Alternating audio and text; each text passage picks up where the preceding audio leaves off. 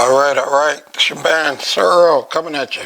All right. Today is Sunday, February 16th. Here in Chicago, it's actually been pretty cold. We had the All-Star weekend this weekend, so the city is packed. Downtown Chicago, that is. I live in the southern suburbs of Chicago, but I grew up in the city, so I want to first start out by saying that I really appreciate people from the United Kingdom sending in an email. I sent them a free It's My World cap, and then I forgot who else, somebody else we sent out a free t-shirt. I can't recall right now, but now this week we're sending out another free gift, and I'm asking anyone, which is probably my second largest download and listen to state of California. California. If anybody from California listens, which I know they do, because we get a lot of podcasts, we get a lot of downloads from there, send me an email to it's world, it's my world one podcast at gmail.com. So that's IT''S. It's my world. You got to put in an apostrophe at the ITL, so I'm not going to get it. So it's my world one, the number one podcast at gmail.com. It's my world one podcast at gmail.com. Send me an email stating which episode you like the best, what did you like about that episode, and I'm going to send you a free gift. So the first one to do that, tell me which podcast you talk to, let me know which one it is, but the first one that I received the email from will get a free gift from your man, Sir Earl. All right, so what I want to talk about today, when I originally started this podcast, the fact of me being a trainer, a lot of people was asking me, what is it going to be about? Fitness, which will be pretty easy and actually pretty fucking boring. I'm a human being. I've lived a long life, and I learned a lot of things about life, and that's why a lot of my subjects are on the different things of life, and based on the feedback that I get, the downloads, the listeners, that people are liking it pretty well. But today, in this podcast, I am going to talk about some of the stigma behind fitness, okay? So I'm going to go true to my profession, which is fitness, personal trainer. I was a bodybuilder, judge, and promoter. So I've been around the industry for about 30 years. So I want to start this with saying, the first thing that I've noticed about this industry of fitness is the same thing that I've noticed about the world. We became a very soft society in the sense that certain things we don't want to say. If you say the N-word, you're racist. If you say white people, you're racist. If you say gay, you're homophobic. It's so touchy now.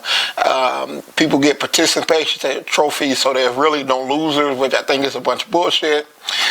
But it is the way it is. I addressed a lot of that in that I did a podcast. You can go back and listen to it. It's called Are We Better Off? Which is, back in the day, I don't know, what age group people are, but back in the day when we would get our asses whooped if we got out of line, and, when you met a man or woman, you had to say yes, sir, no, sir. We were taught a lot more respect. But this generation coming up now, they'll punch a teacher in the eye. We would not even raise our voice to teachers back then because they had the right to beat your ass if they wanted to. So, I don't think as a generation, with all the rules and all the society, and try to be even with everybody and not offend people, I don't think we're a better society. I think we're a weaker society because of it. Call me old school, but that's just the way I feel. Now, that being said, one of the things that I want to first start out with is that on the journey of fitness, like I said, I've been doing this 30 years now. Everybody and their mama wants to be a trainer. And people figure, well, I lift weights, I should be a trainer. Well, I eat cookies, that don't mean I should be a baker. It's different. It's a different calling. Back when I became a trainer, and to this day be as a trainer, you do it because you love it. You do it because you can help people. You do it because you can change people's lives. But that being said, the first thing that we need to do to start addressing the world of fitness is we need to stop being so sensitive about what we say. You know, they don't call fat people anymore. You're voluptuous, or you're curvy, or you're thick, or you're big boned, or you're fluffy. No, you're none of those things. You are overeating and you are fat, okay? Face the facts, look at it for what it is. And, you know, one thing about working out, it's not just a vanity thing. Too many people look at it as a vanity thing. They don't care about nothing else. They just want to see the scale go down. I see it a lot. I've owned a studio for 22 years. And I see it a lot. They don't really particularly care about the health benefits or looking nice or anything like that. It's just that I just want to see the scale go down. They have convinced themselves that that's an indication of progress when it's really not. You know, if you don't look good, you know, you look like, what, 10 less pounds of shit that you did before you started on your journey. And people go by how you look. When people see you, you look well or you don't. I see people, they jump on Instagram and jump on Facebook, they've lost 2 pounds and they think they got it figured out. And, you know, and that brings me to my next subject. It's like, you know, listen to this and listen well. You don't know more than a trainer. That would be like trying to fix your plumbing. You're not a plumber. Trying to fix your car. You're not a mechanic. Trying to self-diagnose your sickness. You're not a doctor. But yet, we work in the most disrespected industry in the world. I mean, people have their own ideas about what I go through it every day. People have their own idea about what it's going to take for them to achieve their goals more than what you know. And it's like, you know, I train 10 to 12 people a day and half for the last 20 plus years. You're trying to get one person, which is yourself, in shape, but you don't want to listen, and everybody want to take the easier way out. And, you know, oh, well, you know, I'm doing this boot camp, or I'm jogging, or I'm running marathons, or I'm doing this, or I'm doing that. There's nothing wrong with those things as extra activities, but, you know, people have been getting in shape since the beginning of time through lifting weights to sculpt the muscle, sculpt and tone the muscle, drinking adequate water, and doing cardio to burn the fat. That's the way to take it off, and that's the way to keep it off. And, you know, people, one thing that I run into with a lot of clients, you set short-term goals. One of the ways I think is that motivation is temporary. So we're all motivated. At the first of the year, we're motivated. If there's a wedding, vacation, family reunion, we're motivated to get in shape. Getting in shape must be a lifestyle choice, meaning you live every day and you make the decisions that is based on you achieving a certain amount of fitness and health. It's not just this is not looking a certain way. There's people that's skinny that has health issues. Every doctor will tell you, you know, you go to any doctor, they're going to tell you, you know, when you leave from here, you need to get on a good exercise program, eat right, do your cardio at least to a healthier heart, all that body fat. You know, you see these women, I mean, you know, Monique used to say, oh, I'm a healthy fat. There is no such thing. That's just like a tall midget. It's not, it doesn't happen. That's oxymoron. When you are overweight, your body carries a specific amount of fat, which is bad for your back, your joints, your hips, and also your heart. Your heart is not used to carrying all that weight, and it's surrounded by a wall of fat. It doesn't pump right, and that's why you see a lot of overweight people having heart conditions and diabetes and high blood pressure and things like that. Your body doesn't function right, carrying excessive amounts of body fat. So you can lie to yourself, you can fool yourself into believing, oh, I'm healthy. No, you're not. And if you think you are, you'll find out pretty soon you're not. You know, no one, you know, if by genetics you're not a size 2, you're not going to be a size 2.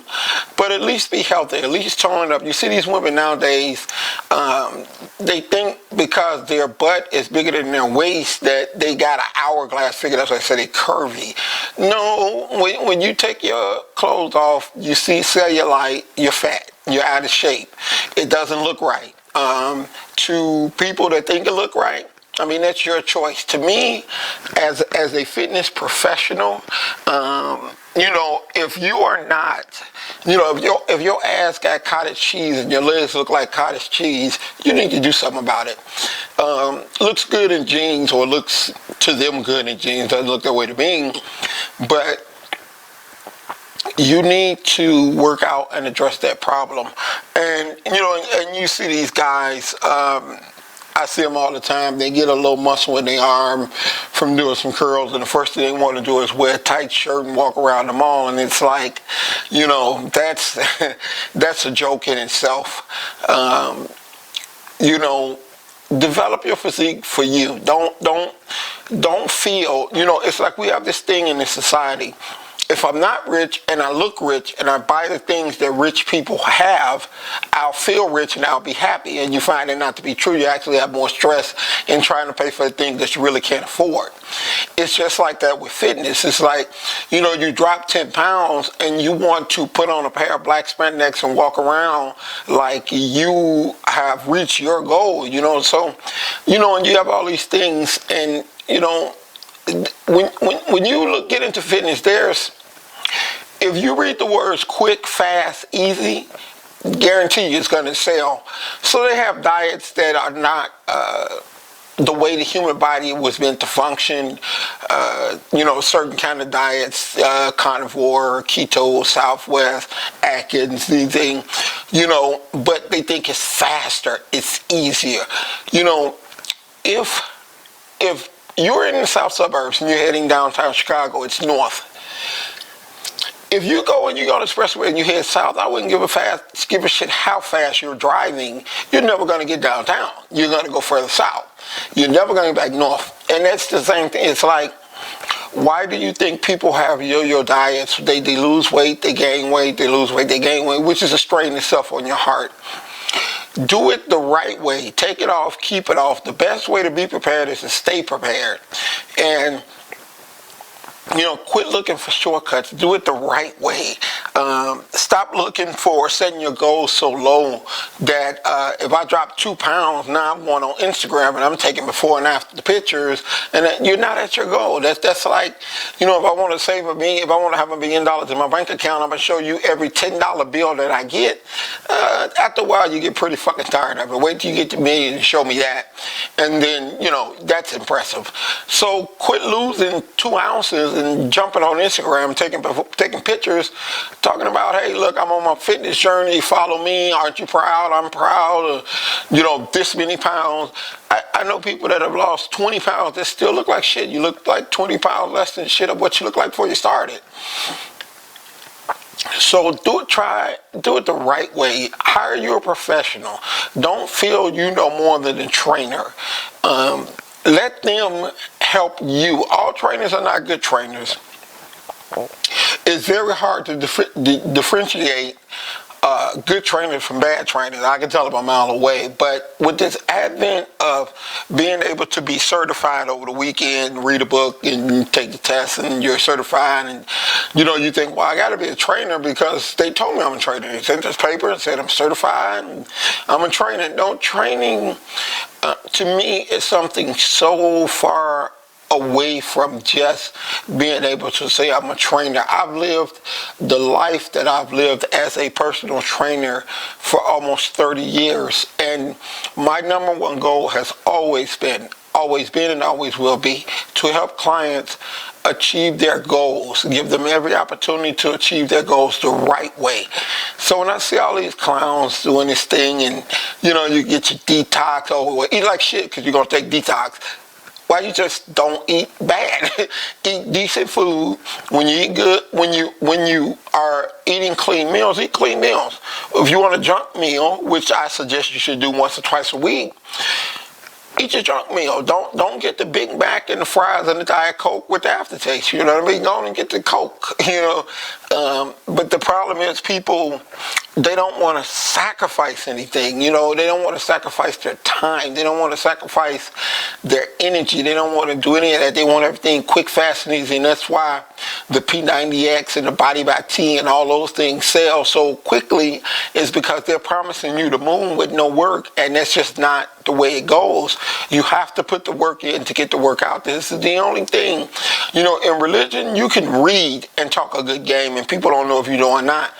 If you're fat, people know you're not working out, regardless of what you say. They know you're not eating right. They know you're not working out. If you're not in shape, they know. You have to do this. You can't talk about it. You can't fake it. You can't settle for less. You get in what you put out. You put in 5%, you're only going to get 5% out. So as you're doing it, let's get out of that notion of people being voluptuous and fluffy and all. You're out of shape. You're fat. Let's start working on getting our health in order, and everything else will follow. Everything else comes secondary. You don't want to be a good-looking corpse. Get your health in order. Let's get off all this medication that they got us on because our diets are not right. Whereas, you see people that have high blood sugar and they're still eating like shit, but their diet is low. Their medicine is keeping their blood sugar low, so they don't need to change their eating habits. Well, once you get hooked on medicine, you'll always be hooked on medicine. When that don't work, they have to up the dosage. So, I actually went through the high blood sugar, and I learned, you just change your diet, eat clean, even though I was at the time, and monitor it, and make the adjustments, find out what's making it go high. Don't rely on the medication and still go out and eat all the garbage that you're not supposed to eat. So, that's my subject on fitness in this podcast, and let's do better by this society. Let's get stronger. Let's just start doing things the right way. Let's quit looking for easy ways out, and you will find that it's much more rewarding, it's much more long lasting, and it makes you a much better person. So until next week, this is your man, Sir Earl, and I'm out. Peace.